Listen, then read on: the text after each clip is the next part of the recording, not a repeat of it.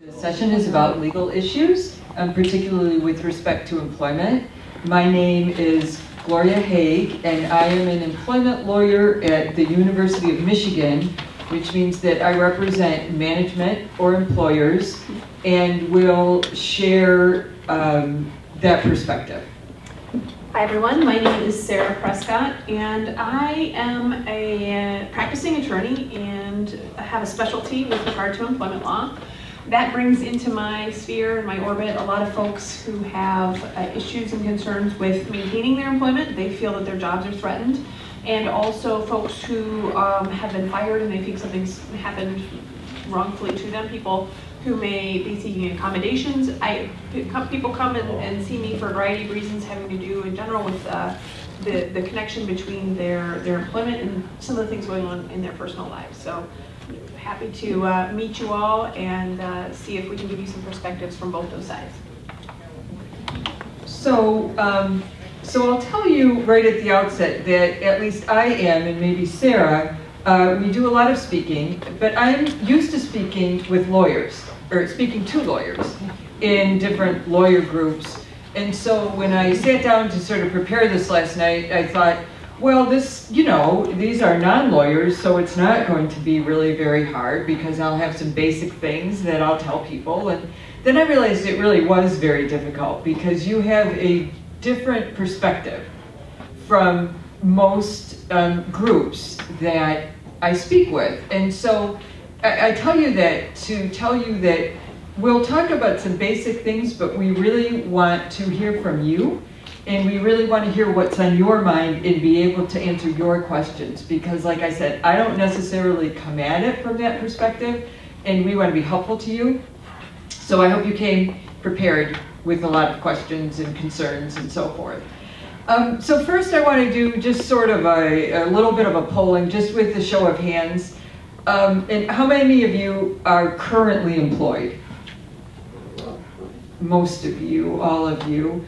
And how many of you have been at your employer, say, a year or more? 5 years or more? 10?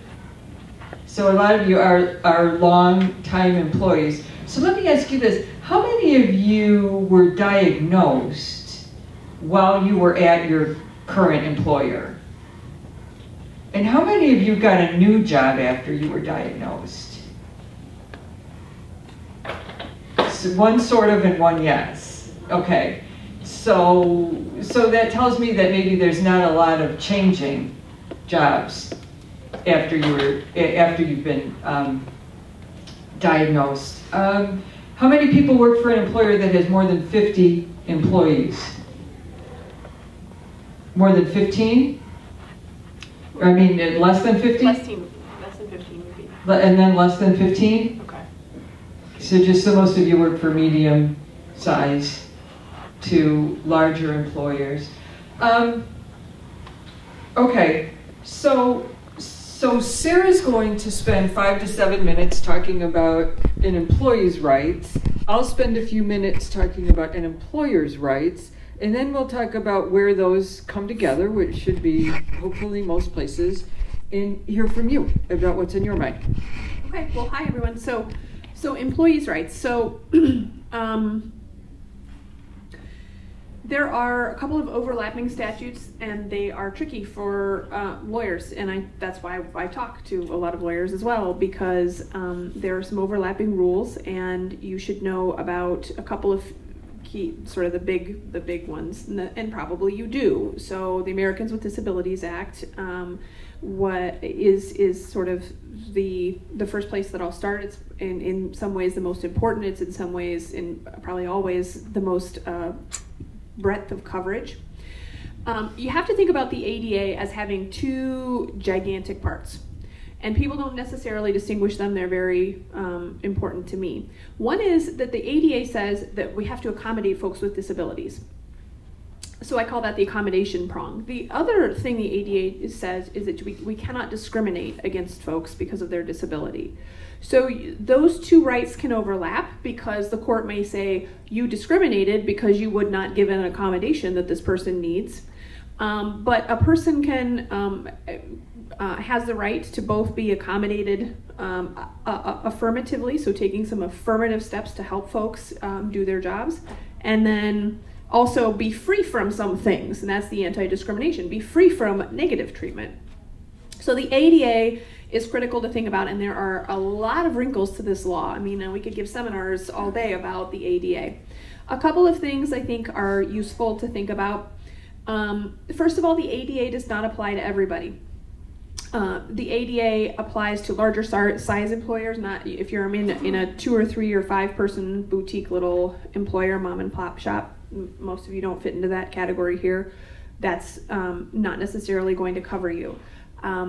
And so that's one piece. Another thing to think about, the ADA covers what an employer knows about, right?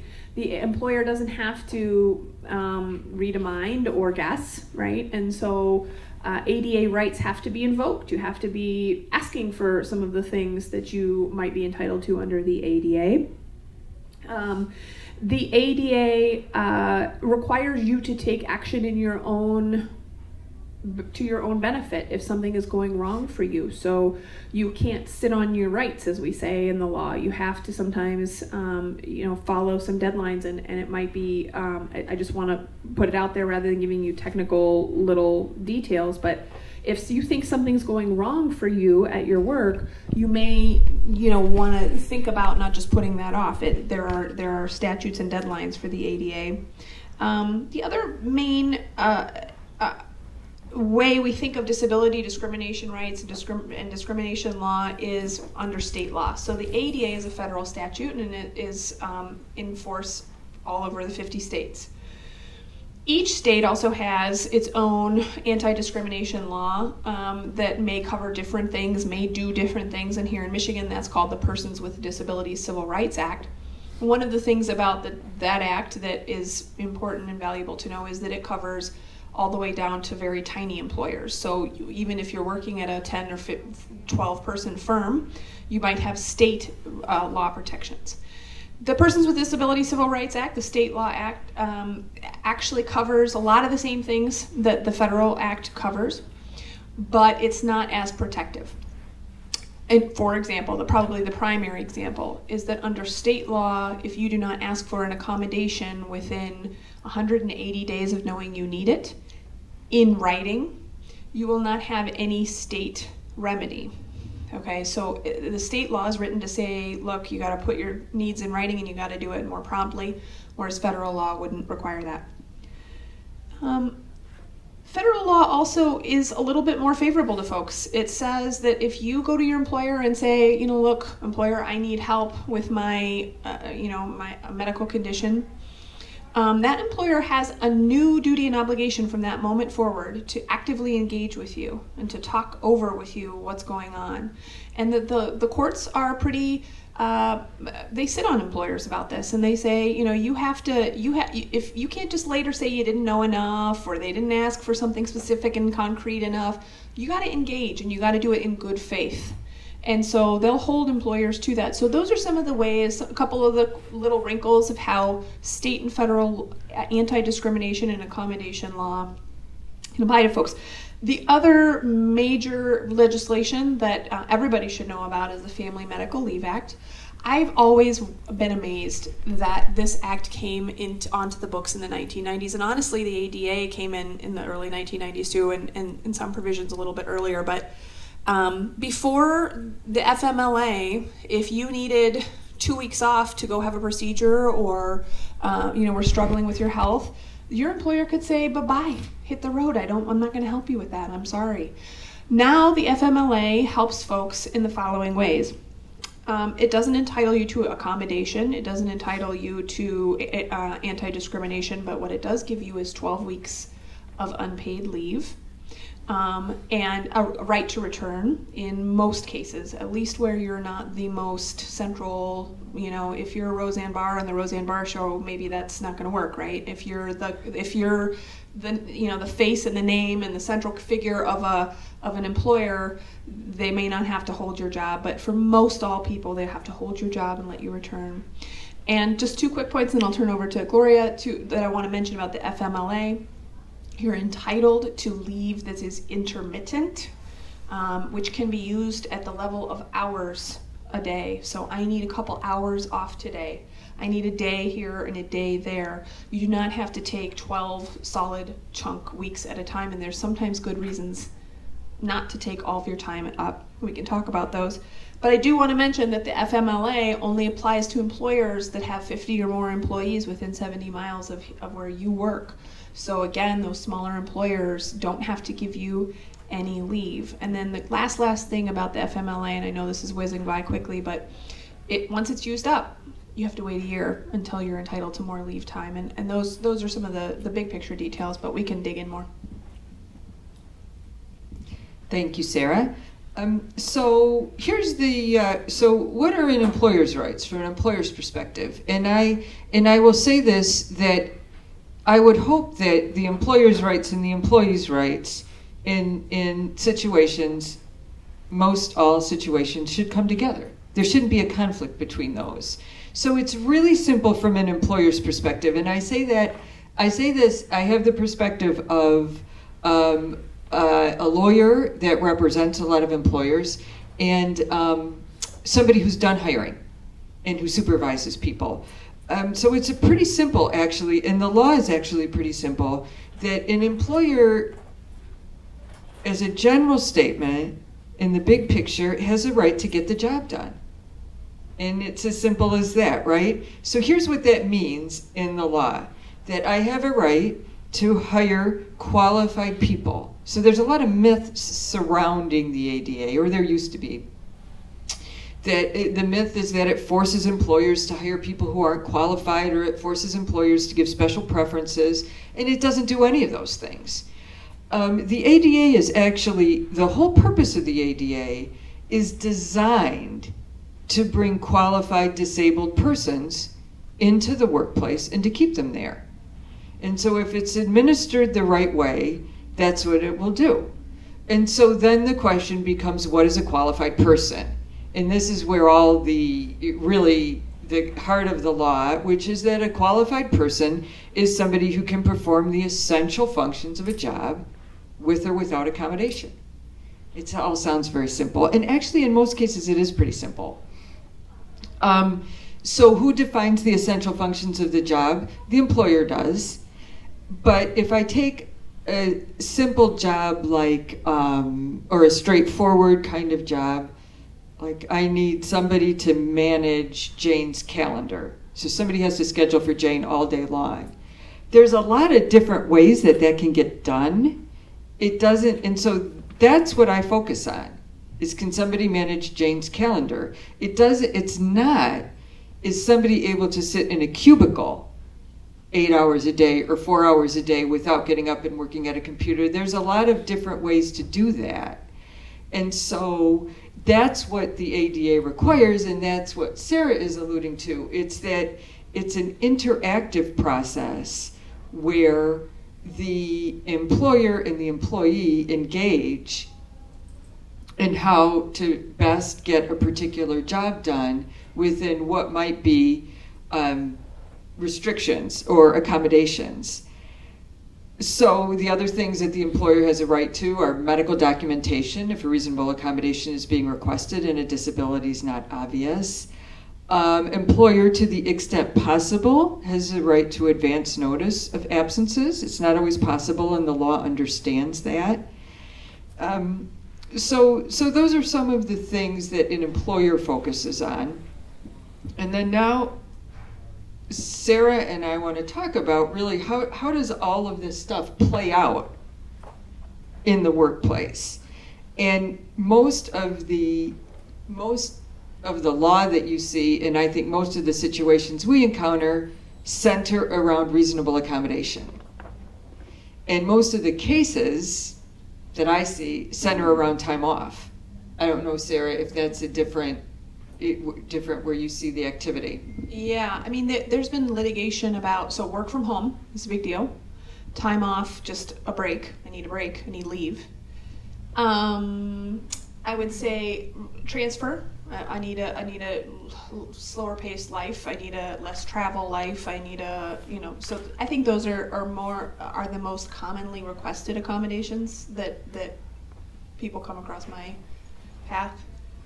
So back in the day, as Sarah was saying, in the 90s, when both of these laws, the FMLA and the ADA, were in their infancy, as Sarah said, the FMLA was all about time off. It gave you a right to so much time off, either consecutively or intermittently, and to have your job preserved.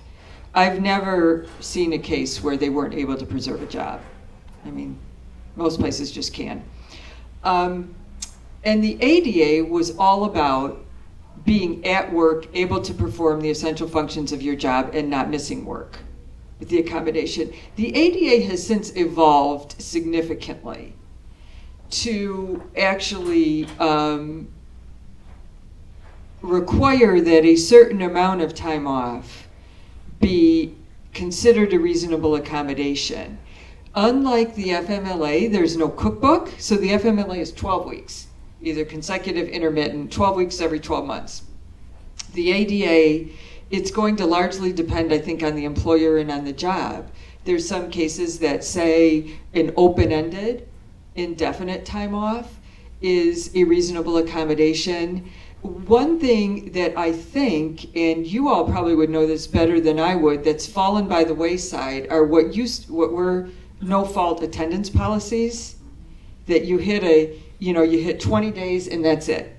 Doesn't matter if you just got hit by a car and you're out for, it doesn't matter. Yeah, that's illegal now. Yeah. Because you're not engaging in that interactive, what do you need, what can we really do? So doesn't mean they're not all over the place. They are. People don't necessarily go to their lawyer every 10 minutes to update their policy. And so I've seen cases where they say this many points and you got them and you're out. And the person saying, but I had a baby, or I have cancer, or Parkinson, whatever it is, and they're saying, cut you off. So that is an issue that happens. Right. So those are not permitted. But to go to your point, Gloria, I think what's happening is that people are pushing the envelope of what is a reasonable accommodation and saying 12 weeks and 3 days is not that much more difficult than 12 weeks. Can't I just have that extra 3 days? Okay, if I can have that 3 days, can't I have another week? Can't I have six more weeks? And I'll see very commonly people will go out, their insurance won't kick in for the surgery they need or for the procedure they need until, a period into the 12 weeks, and they can't get back within the 12 weeks. And so they say, well, can't I have some more? And so the ADA requires all reasonable accommodations to be afforded to qualified workers. Well, is it reasonable to ask for some additional time off? And the cases say it is, but it can be a debate, right? So if you're a kindergarten teacher and the year's ending, and your kid, there's nobody there for the kids, it might be different than if you're a checker at the Meijer and there's a million other checkers who can do the work, right? So it's very, very job dependent. So the other thing, which it's hugely dependent on, are your employer's policies. So what Sarah and I are telling you is the law, but then you have to take the law, which is already kind of complicated actually, and layer your employer's policies on top of it. And then if you work at certain big employers that shall go unnamed, it gets very complicated because they have lots of good benefits. They have lots of time off availability. And there's different buckets, and some of it's paid and some of it's not paid, and some of it's short-term and some of it's extended and some of it's long-term disability. Some of it depends upon how long you've worked there. Union, not union. Yep. And so it can get very complicated to navigate through all that, and hopefully there will be people at your employer who can help you navigate through all of it. I think most employers obviously need to offer the floor a lot, offer a lot more than that, depending on how long you've been there, so there's that piece as well. But lots and lots and lots of of the activity centers around time off as a reasonable accommodation. So far, what questions do you have? Yes? One of the things with Parkinson's is that the symptoms are variable during the day, and the fatigue is variable depending on how much sleep you get at night. And so it's more difficult to accommodate a variable fatigue level or a variable ability level. It probably is, depending upon the job, or it might be. What I would say to that, from the perspective of a supervisor / management lawyer, is, and one thing we want to talk about in a little bit is how much do you tell your employer and when and so forth. But to tell your supervisor and to say, these are the issues that are of concern to me, this is how I think we can deal with it, and to, it probably might be a reasonable accommodation. Well, it definitely is a reasonable accommodation to deal with some level of unpredictability.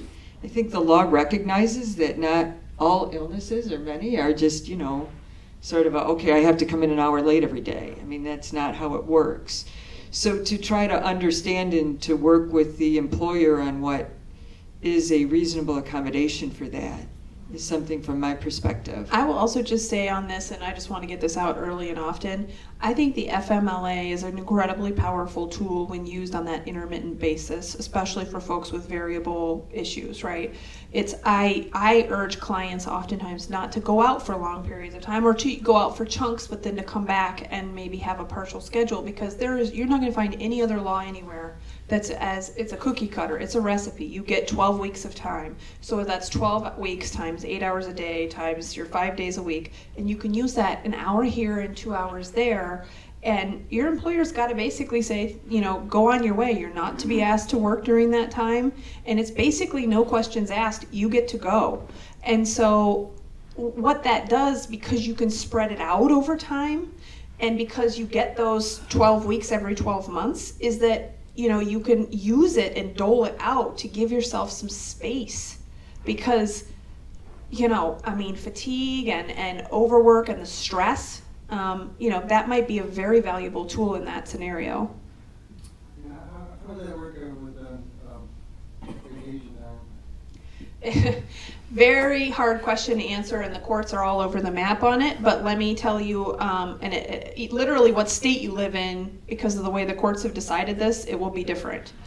And what I tell you today could be different, literally in a week or two, or at different times, when the courts change their minds.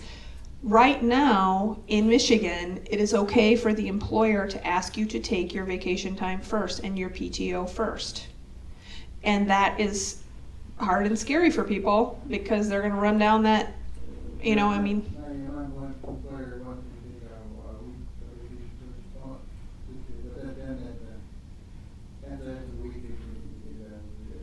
Yeah.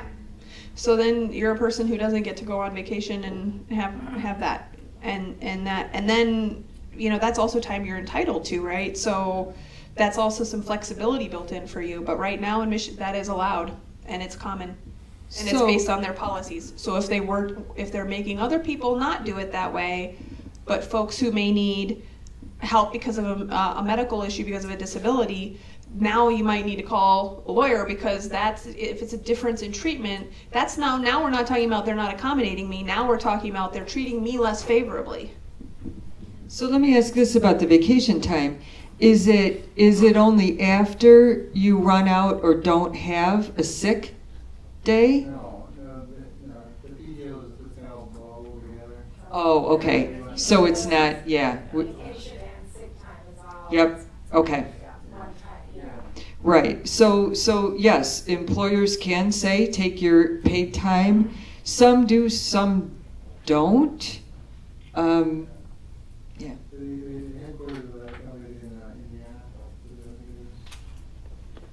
No, I don't think so. No. Not if you work in Michigan. Yeah, for people who are sitting here, working here, not. Okay. I'm not an American citizen yet. I'm a permanent resident. I've got a green card. Is there any difference in the law for a citizen versus a non-citizen? So this gentleman, you're on a visa with a green card? I'm on green card. I don't have a visa. Green card, so you're authorized to work. Well, there wouldn't be a difference anyway. If you work in this country, it goes state by state. The federal law goes federal, and there are no lesser rights for citizens, non-citizens, permanent residents, non. Right. The question I had was about how much do you want to discuss with your employer. So if you work for an employer for a long period of time, and then you get diagnosed with this condition, and you're in the early stages where symptoms are manageable and you don't need accommodations. But as the condition progresses, eventually you need the accommodations. When you break the news. So the question was, for somebody who's diagnosed while they're at a current employer, which it sounds like most of you, all except one or two, are in that situation, and maybe early on, you don't feel like you need anything, when do you tell the employer? And Sarah, I'm going to throw it to you first. Yeah, this is a great question, very important question, and I have to start this discussion by telling you all that when people come to me, things have gone very wrong, right? I see the hard, bad situations where people are, and just make no mistake about it. There are people who, someone will find out that you're ill with something that they're self-insured, or they're just selfish and cold-hearted and evil, and they will just get rid of you as soon as they find out that and I've had that happen. So I've seen terrible things happen, and that's my practice. That's what I do every day. So I have a little bit of a skewed sample, right? And I want you to know that, because I can be a little bit hard on employers. And employers, all the employers who are trying to do the right thing and do it well and do it nicely and follow the law, those people are going merrily along their way. They don't come find me. Okay, so with that disclaimer, I'm going to say I think it's like so many things in life, there's not a quick, easy answer, but let me tell you two things that are true. On the one hand, keeping your cards close to the vest makes a lot of sense because you don't really need anything from your employer.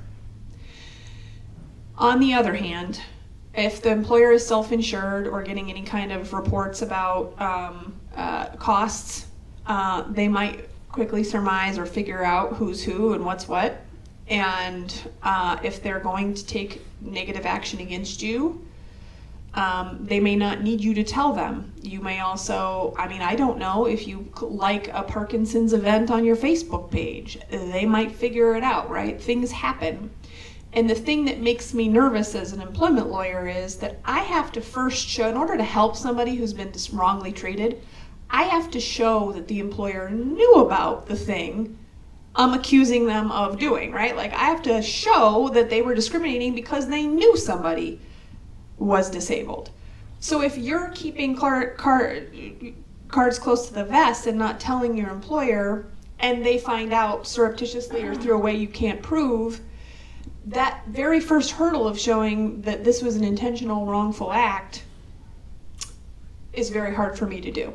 So that's just something to know and to walk out of here thinking about.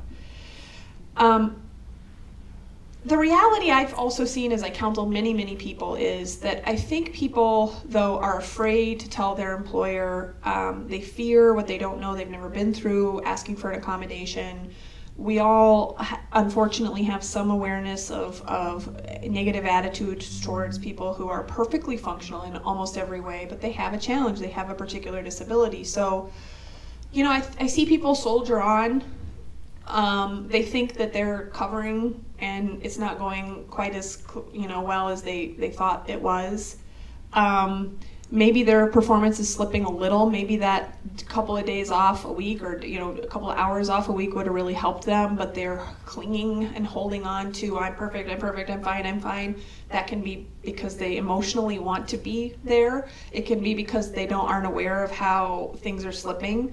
It can be that they are aware, but they're afraid of coming forward. So another thing that I've seen is true is that people make the mistake of not asking for help soon enough. and that may be FMLA, and that may be an accommodation, and that may be letting people in on the news. And, you know, I've also alluded to the point that employers find things out in ways you'd be surprised about, right? Like someone sees you coming out of this conference room who just happened to be here for, you know, a wedding. And, you know, I mean, things happen in the world. So I'm not always convinced, as my clients are, that really no one knew. I think sometimes people get a clue and they get information certain ways. So I don't know if those help. Go ahead. It's hypothetical. If you're in a shop with maybe 50 people out back and the owners are up front, the doors are always locked, they don't communicate. But with those 50 people, if they all knew, that would count as, to the courts, as oh, good question. the employer knew? When coworkers know, do the bosses know for the law, for the purposes of the law? The answer is no. When coworkers know, the bosses don't know for purposes of the law. But in reality, in human life, when coworkers know, in fact, the bosses do know. In other words, you know. But it's plausible deniability for them, because until you tell them in a formal way, they could say, well, we didn't know, you never told us. So it's the worst of all worlds for the workers to like let 3 people at work who they're close with know, and just, oh, it's just my close, nobody really realizes and knows. And then everybody knows, but everybody else has plausible deniability. Does that make sense? That's I think. So I have a question for the group. When I asked if you were employed, most of you said yes. It looked to me from the show of hands like most of you had not changed jobs after your diagnosis. I don't think I asked this question, and you can raise your hand or not. How many of you told your employers about, and so how many of you told your employers, I would say sort of right away, like within the initial month? And then how many waited, I don't know, 3 to 6 months? A couple. And how many more than 6 months? A couple. And the ones who said more than 6 months, do they know now? No. No, okay. Yes. Yes? All right, so most of you have. And does anybody want to sort of share? Were most of you nervous about telling your employer? Yes. Yes?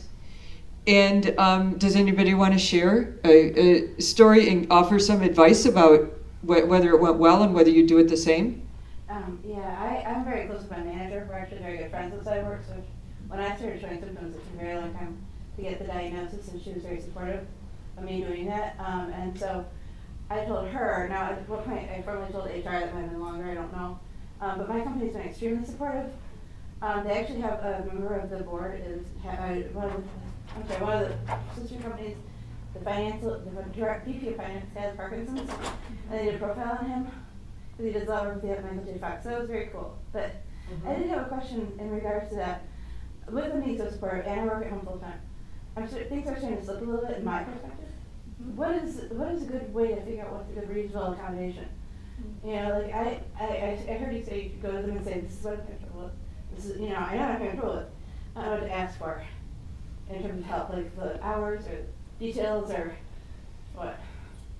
Well, when you say things are starting to slip a little bit, you have to, as much as you can, try to identify what's starting to slip. Is it fatigue? So your energy is slipping, or your concentration is slipping, and then try to figure out whether with the help of your doctor, I assume, whether a reduced workload or maybe modified duties. Those are also things that can be reasonable accommodations. But to enter into that process where you tell them what your concerns are, and they can hopefully help identify what accommodations would be. Yeah, I mean, one way to think about this is what would really help you get to where the you of before. Right. Yeah. Is it twice as long to do the same task? Mm-hmm. Is it's not possible? Is it I'm not enough of an expert in, right. But if you could think about that and then reverse engineer, okay, is there a because for some folks it's going to be, the right equipment, right? Mm-hmm. So the right, physical setup in their office and the right kind of equipment that would just make my life a lot easier. That is an obvious accommodation that you're entitled to. right? Like basic, you know, help with the computer and the phone and all that stuff, because just, you know, the control and whatnot. But once it gets to, I can't concentrate and like I make mistakes because just mentally I'm making mistakes. That becomes incredibly hard for a lawyer to tell. I don't know if I can go to a doctor and say, you know, because let me tell you, if you're on meds that have side effects, they have to accommodate the side effects, and you have to be helped with whatever those side effects are. So maybe now you need a dimmer room or a cooler room or whatever it may be. Those are all reasonable things, but when it gets to I'm just not sharp and I'm making errors in the job, that's where it's very, very hard, and I don't know that there are really silver bullets there. There was a back there, yeah. I was diagnosed in 2011. I worked for a fairly large company, and I did not say anything until 2015. I was under the advice of actually when Symposium, one of the lawyers came and talked to us.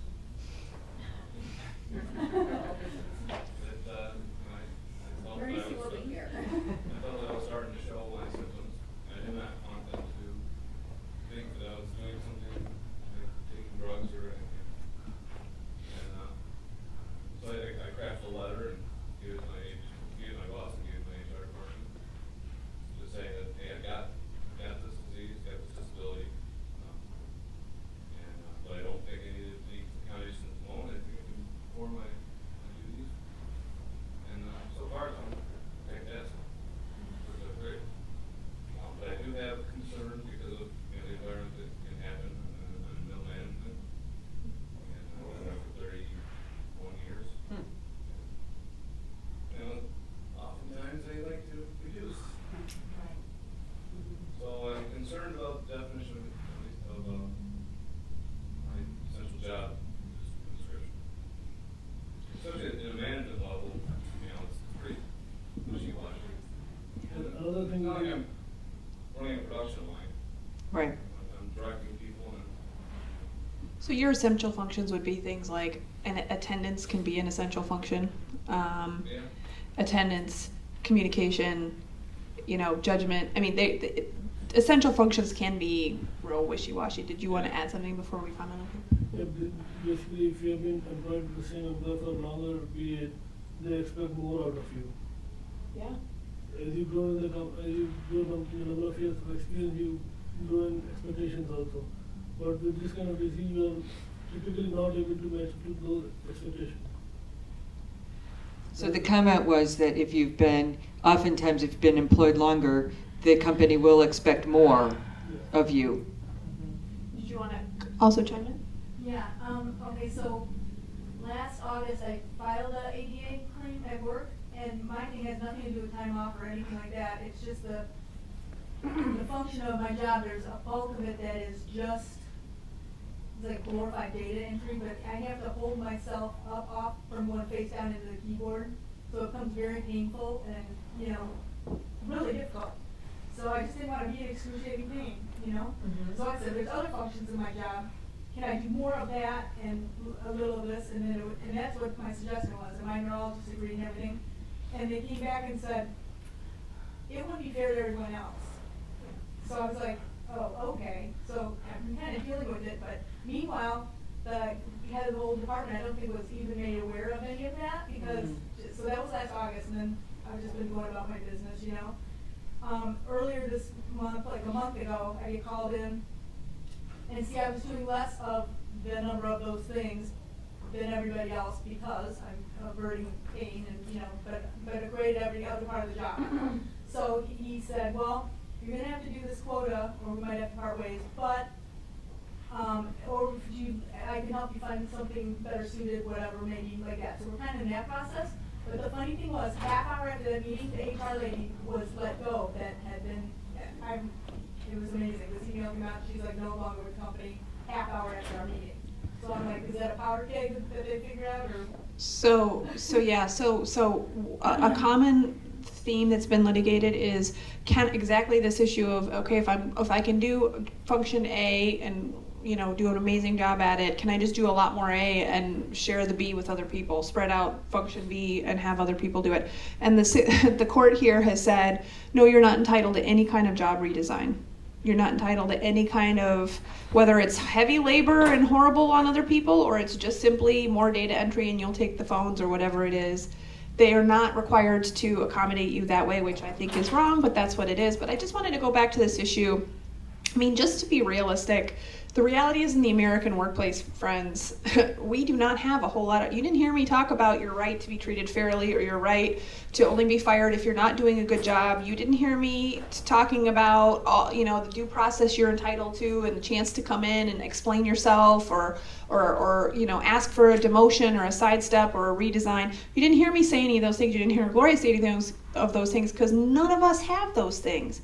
And 35 and 40-year employees walk in my door and they say, they hired, for those of you who are friends with your boss, my friend boss left or they was fired, and now I'm on the chopping block, but they don't really have a good reason. It's politics, or it's the RIF, or it's the whatever. And the truth of the matter is, I want you to, it's probably valuable to walk out of here realizing that some of these things are true for all of your friends who don't have this kind of a diagnosis and this kind of a thing, and folks who are 35 years into their work, and who, age discrimination happens every which where, and they'll take a layoff round and a round of RIF, and they'll get rid of people who are irritating, people who are, maybe older or slowing down or whatever it is, people who are sicker or more expensive. I believe that happens all the time. And the reason it happens all the time is because the courts have said, well, reductions in force are important things for businesses to do from time to time. They need to run their business, and that's not discrimination. So if you want to call a lawyer and get help out of a RIF or a layoff reduction in force situation, you better have really strong evidence that they picked on you because it was a reduction of other people. There were disabled people, there were non-disabled people, there were men and women, there were black and white, and big and little, and everything in between. So I guess my point is that we all mediate, the vagaries of business and being employees with and without, some of the challenges you all have. And it's this same advice goes for, a lot of those situations.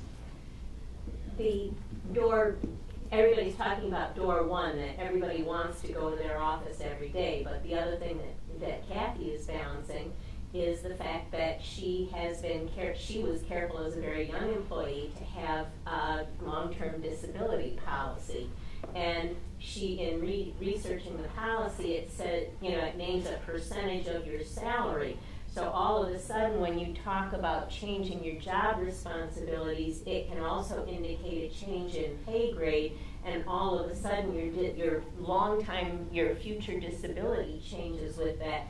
So I think what you're saying is it's a dance that the law does not cover. When do you choose to go every day through door A to your job, vis-a-vis pushing the button to go through door B on a disability? Yeah, and there's no cookbook for that. That's a very difficult question to answer. One thing that the ADA does indicate is that a reasonable accommodation might be, again, a modified work schedule, maybe transfer to a different position. Open, a vacant position, yeah. There's no bumping in the ADA. And so when do you choose to really make that modification? I don't know. I think that's a question we'd ask you. Have any of you made a significant modification to your job based on your diagnosis? And I would say that data point right there is very telling. I would have been surprised to see many people say, oh yes, it's worked out, I've stepped down and they've helped me step down. Part of the problem I noticed is that one of the major symptoms is either fatigue or lack of attention, which is viewed as either not getting enough sleep, not paying attention to your own body, or just being rude. And it's hard to ask for accommodations for things that people are considered for instance, nodding off in a meeting.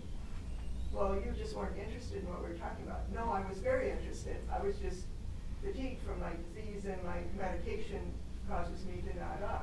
Well, in healthcare, sleeping on the job is a firing offense.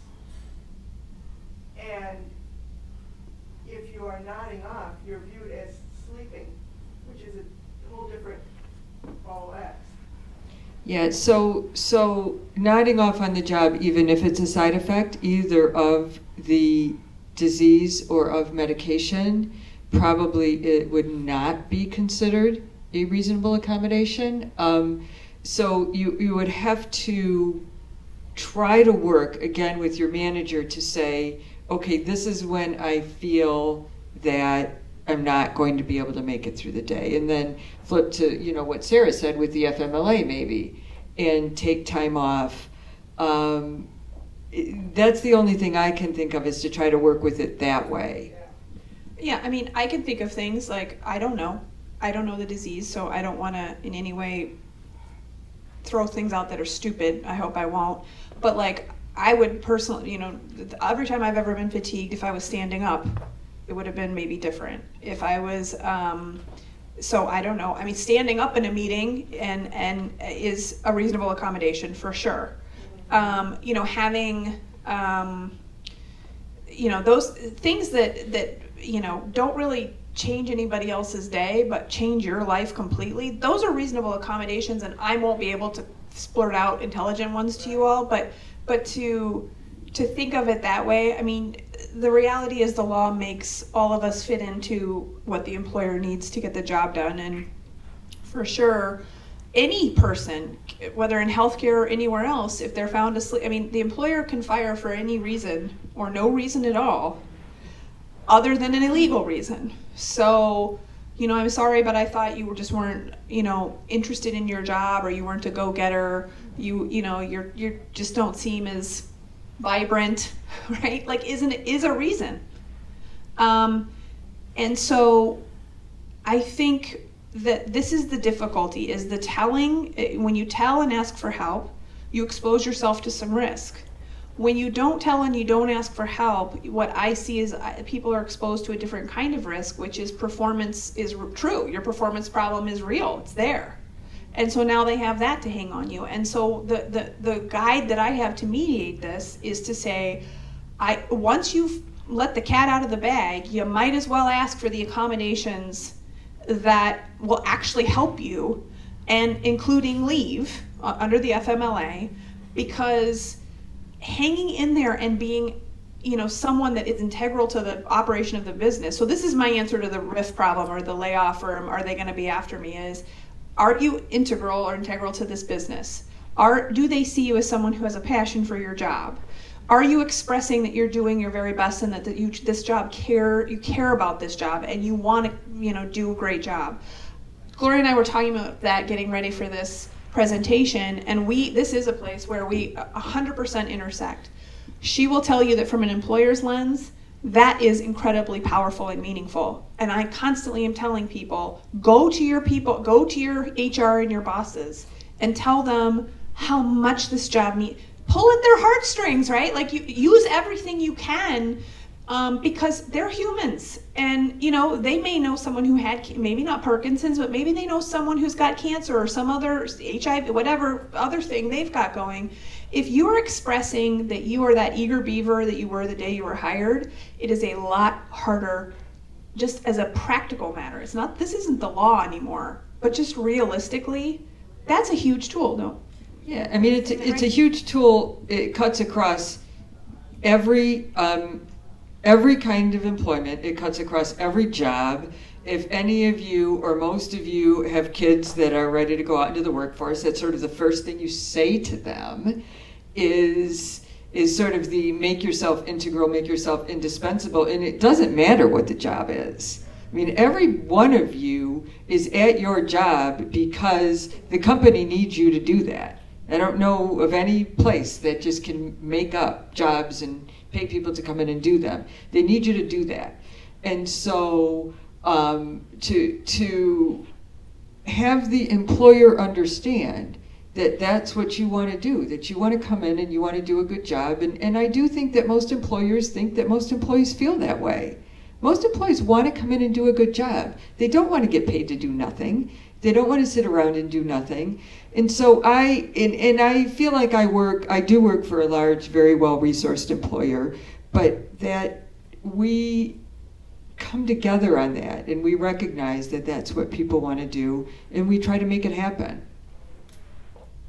We have probably a minute left. Yeah, I work for a pretty small company, boutique, what you call it, but the question I have is they know all about it. I told them right away, they were fine. They said, there's only so many people that what I do across the country, so they need me.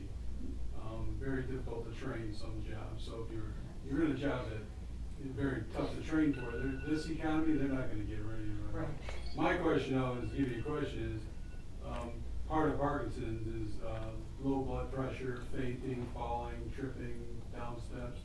If you're at work or at a customer's site, how does that get covered? You know, you fell at work and broke your arm in New Jersey. I mean, I don't know if you have an answer, but I don't know. Yeah. So if you are hurt, wherever you're hurt, if you're working, you've got a different whole remedy than what we've been talking about in workers' compensation, which I tell people to ask for because it's insurance. It's insurance. You've paid your whole life to be in the, it's just like unemployment. It's not a handout, it's insurance. And so just like if your house burned down, you'd go to your insurer. So it covers you wherever, whenever. You can be at work, sitting at your desk. You can be, on a work site. So it doesn't matter if my employer would be told by the place I was working at, they found out I had Parkinson or something. No. It's just disability. No. The thing about workers' comp is that it's totally different from the other, like health insurance, for example, because where most employers do have health insurance, there's no law, for the most part, that says, well, there's a more recent law, but before that, there was no law that said you had to have health insurance as an employer. There is a law in just about every state, that says an employer has to carry workers' compensation insurance if they have one or more employees. So every place that you go to will have workers' comp insurance, and the really cool thing about workers' comp insurance is that it's considered no fault. So the whole purpose behind workers' comp, just to give you a little history lesson, is it took all these sort of employment injury litigation out of the courts because they just can't handle it, right? So it's not a question of whether it's your fault that you fell or my fault that you fell because we kept you even though you had Parkinson's and right. You shouldn't have or something. Right, and kept, I had water on the floor and you fell and it was my fault, and it's a no fault. So if you were injured in and out of the course of your employment, which any work-related injury will be a workers' comp covered. Where it gets a little tricky, and we don't have to talk about it now, is somebody who has a heart attack at work. Then that's probably not workers' comp. But any kind of injury at work will be covered by workers' comp, regardless of whether a pre-existing condition might have contributed to it. And that's same if you're out of state. So if they send you out of state to work, right. You're covered. But nobody's going to litigate whether your disease contributed to your falling. Out of the country. Same. I mean. If you're working for Michigan employer, you're covered. Okay. Yep. Yeah. What about driving to work? Driving to work? Not driving to work. Not usually. So No. the things that everybody, So driving to work, driving home. Same. By the way, same thing if you're drunk, right? Like there's cases where people have been drunk driving to and from work. Same. It's not Right. Driving That's not on the employer. in and around the course of employment, like if something were to have happened to me on the way here from my office, probably, I think. Like if I'm being called on a weekend to come to work, would they be considered? On your way in? So you said, what about a weekend if I'm called to come in? I don't think so. No. But if you're going from to the job site for work, I Right. know that's weird, but it's. Right, if you maybe started already and you were at work and they're sending you to another location or something like that, that's what it sounds like. But even if you're not covered on the weekends when you get called in, you should still go in if you feel like it. So we have to. We're getting the sign that we need to end this, but it's. I would love for this to go on. But if for folks, I can take some questions outside or in the back, or happy to do that. Thank you. Thank you so much. Thank you. Thank you, Alexa.